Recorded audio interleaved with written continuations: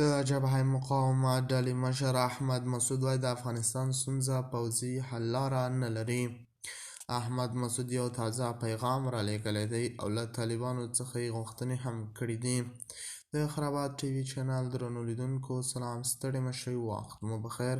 هیله لرم چې جوړ او روغ وئ. په سر کې یادونه کوم که خرابات ټي وي چینل مو نه وي سبسکرایب کړئ، په درنښت سره خرابات ټي وي چینل سبسکرایب کړئ. احمد مسعود وایي طالبانو راڅخه غواړي چې تسلیم شو. د جبهه مقاومت مشر احمد مسعود وایي د طالبانو د واکمنۍ لومړی یې د افغانستان د سیاسي حل لارې لپاره هڅې کړې دي.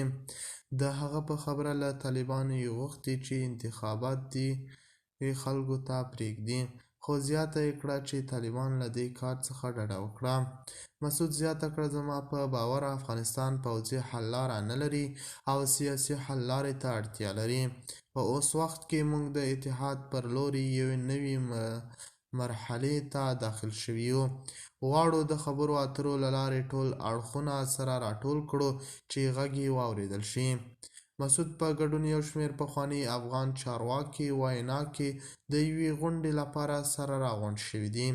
احمد مسعود دغه څرګندونې پرون د اتریش په پلازمېنه وینا کې چې له یو شمېر نورو سیاسیونو سره یې د بین الافغاني ډیالوګ په نوم کنفرانس کې ګډون کړی و ویې کړې. مسعود په خپلو څرګندونو کې دغه راز وویل چې په اوس وخت کې د القاعده شبکې په ګډون 30 ترهګریز ډلې په افغانستان کې فعاله دي.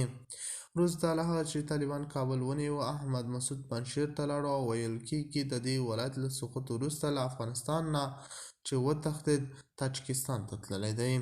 د خرابات ټي وي چینل درنو لیدونکو دا و زموږ د دې مهال چمتو کړی خبر. د الله په امان تر بیا ښې چارې.